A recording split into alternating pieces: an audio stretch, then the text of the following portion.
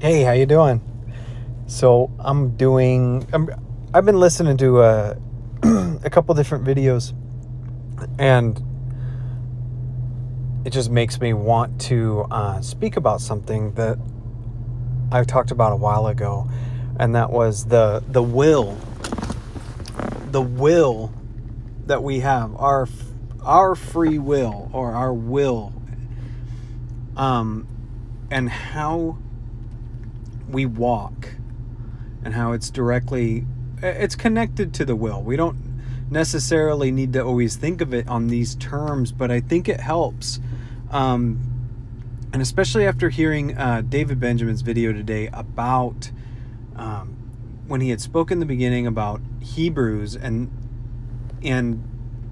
how pastors abuse that sinning willfully without the context of what he's talking about, whereas he's talking about his speaking in his Son, what he speaks to us in Jesus Christ, which is our peace, our redemption, everything that we've been given, our justification, our right to approach God,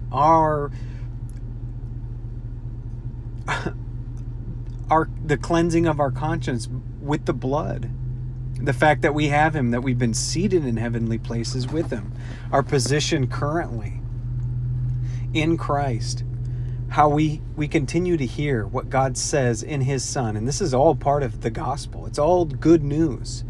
But you see that as we make these distinctions of these things that set people free, it's polarizing, and it's a dividing line where people will either reject it, and they will not hear him speak. They will not hear how grace is so much deeper and so much bigger, because they have some other agenda to control, or they have something that they won't let go of, and they will harden themselves. And it polarizes, and it divides. The word is a double-edged sword, and it gets down to it goes past the feelings, and it goes straight to the soul and spirit, and that carnal knowledge, and that soulish wisdom, which isn't from God, that when people choose not to be renewed, they will continue down that path. You cannot refuse him who speaks. And if you don't even understand what that verse is about sinning willfully, that's dangerous. The sinning willfully is that disobedience is not hearing what God says about his Son. It's not hearing about the salvation that's been accomplished for you. And one thing that comes to my mind is, and I've talked about this so many times, but it's one of my favorite examples, is those Israelites who were in the desert, and they wanted to go back to Egypt because they were seeking some other salvation. They set up the golden calf because they were seeking some other salvation, because they did not believe that God would lead them into the promised land. They thought they would die. They thought God led them out there to die, that he had rejected them. After all that he had done for them, and the miracles around them, and the daily sustenance that they had, they still thought that he was not going to be faithful to keep his word. And for his own name's sake, he would do it. But they wouldn't hear. They wouldn't listen. And so fiery serpents came to remind them, to waste them away, so that they would finally just look up and see that bronze serpent that Moses had set up, that they would be brought to an end of themselves, their own efforts. And that's God's discipline that he does in his own time. And whether or not somebody's truly a child, that is something that God will deal with. For us, we're not under the program of Israel. We are grace or nothing. It's either you understand the grace, and you are speaking grace, especially if you're in a teaching position, or you are anathema. You either understand what the good news does and understand that it establishes my peace with God, that I am redeemed, and that there is nothing God has for me in terms of judgment. All reference to sin has been eliminated. You either understand that, or I'm sorry, you have no part of the word of life. You're like Simon the sorcerer. I've got nothing to do with you. I'm sorry. That is mark and avoid. And so as in terms of the will, I always like Romans 7 a lot. Sorry, I'm like kind of stumbling over my words. So in Romans 7, my favorite verse in Romans 7 is at the end, because he gives the answer. This isn't just him just saying, okay, so he says, "O wretched man that I am, who shall deliver me from the body of this death?" And he says, "I thank God through Jesus Christ." Through Jesus Christ. The answer of current tense, right now, what I'm experiencing. The answer is, I thank God through Jesus Christ. That is the answer. It's not going, this is a present tense thing, where I get to enjoy the salvation when my mind is when I understand Jesus has redeemed me from the body of this death. This is the present tense right now, how my deliverance is made real and how I taste it. How it's real to me in the moment. It is a fact. We don't see it. And God calls those things which are not as though they are. The things that we don't see, they are true. And so we thank God through Jesus Christ. He is the one who produces the living water which overflows as life to us in the Spirit, where we can be full of thanksgiving and praise. And that's our worship. That is the real worship. It's in spirit and in truth, where we get to enjoy the fact of what God has done and all of the things that it involves.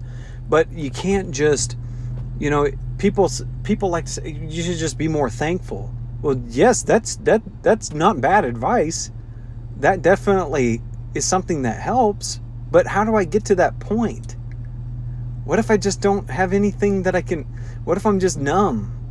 Well, the answer of the will here in Romans 7 is we set our mind on the Spirit, on the things of the Spirit. Here in Romans 6 and 7 and 8, all three of them leading from, I have the flesh. I can't get it to do what I want. I can't control it. I can't set my will to make my flesh obey or do these things that I want. The only measuring stick I have for the flesh is the law. And the law deceives. The law will deceive. And those who think that they got a handle on it and that the law is just another thing that they can tack on to their spiritual life for rewards or whatever, they're already deceived. They don't understand how this works. Sorry, I need water. I'm like, my mouth is all dried out. So when I want to be thankful, when I want to enjoy present tense right now, what God has done for me, I need to be reminded. I need to be not slow to hear, but I need to be quick to know what has God done for me. I need to be renewed. I need to hear and have my faith stirred with the truth. And this is something that we're constantly wanting to do. This is preaching the gospel to yourself. I want to enjoy the goodness. I want to be thankful. I want to be, and this isn't a burden. This isn't a list of another demand to tack on. No, this is something that you can just enjoy and bring, and as you hear it, it works. He works because it's through him. We thank God through Jesus Christ. It's not me thanking God because of Jesus Christ. It's me thanking God through Jesus Christ. It's even more, it makes you even less of a point of failure. You can't be the point of failure.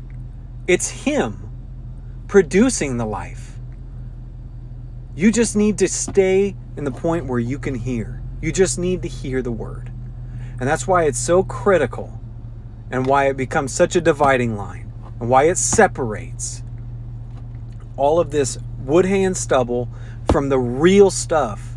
When you can hear, and when you stay in the position of hearing it, just hear it. If you're going to set your will to do anything, it's not going to be anywhere to do with the flesh, other than I recognize that the righteousness of the law demands the death of the flesh. Hey, it was accomplished. I can be thankful for that, actually. That is good truth that I can recognize now and be thankful, because it's handled. And I'm so glad it doesn't involve me. And even my thanking now is through him, because he's the one who produces the reality. It's the Spirit. It's the Spirit of Jesus Christ, which shows me and gives me a taste of what's real and what's been done for me. So I'm kind of bouncing up and down around the point, but the will, setting the will, if we want to set our will, it's just to hear. It's just to hear what God says in his Son, and to discern what's more excellent. What is real grace? How does he just lavish his love on me? And has he brought me out to the wilderness to die? Not a chance. Not a chance. He has done everything, and I'm already seated. I'm already there. We're already there. And I can just enjoy it. And all I have to do is just believe it. Hear it. Faith comes by hearing, hearing in the Word of God. Now, are you being, oh man, what's the verse in Galatians? Having begun by the Spirit, are you not now going to be perfected by the flesh? The entire thing is faith. And faith comes by hearing. If you by faith by faith we put to death the deeds of the body, because it's the Spirit. It's the reality. He is grace and truth. He is the reality behind the words. And through him I thank God. So then with the mind, I myself serve the law, but with the flesh, the law of sin. So he contrasts again and says, okay, my flesh will serve sin if my mind serves the law, even though I can say it's good, even though I can say it's right. It doesn't work. It deceives me. Because sin's there. It's just there. The flesh hasn't been fixed. It hasn't been done. It's still here. Now it's been crucified. And I recognize that. And in that, through Jesus Christ and all his death and resurrection accomplished, the deeds of my body are put to death. But I don't do it by going to the law. I do it by going to Jesus Christ. And how do I go to him? What do I do to go to him? He is the truth. I hear the truth.